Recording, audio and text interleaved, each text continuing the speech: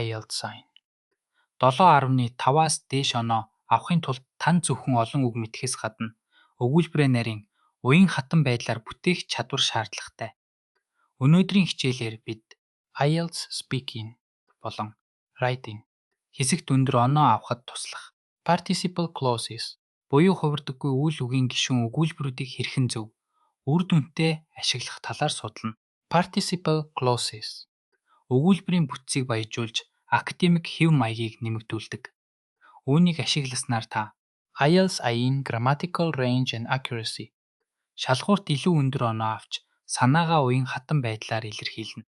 Present participle буюу VN хэлбэр нь тухайн үйлдэлийг идэвхтэй байдлаар илэрхийлэх эсвэл үндсэн үйлдэлийн зэрэгцээ хийгдсэн үйлдэлийг заана.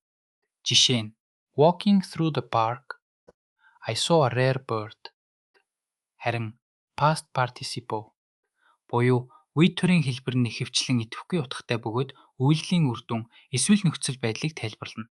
Жишээ нь Motivated by the desire to help, he volunteered at the local charity.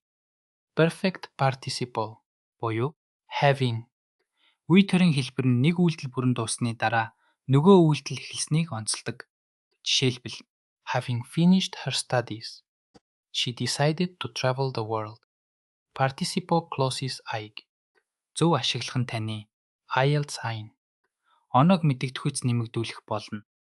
Энэ бүтцийг тогтмол дасгал хийж өөрийн яриан болон бичгийн хэлэндээ идэвхтэй хэрэглээрэй. Ингэснээр та илүү нарийн төвхтэй санааг товч бөгөөд тодорхой илэрхийлэх чадвартай болно. Дараагийн хичээлээр уулзцгаая. Баяртай.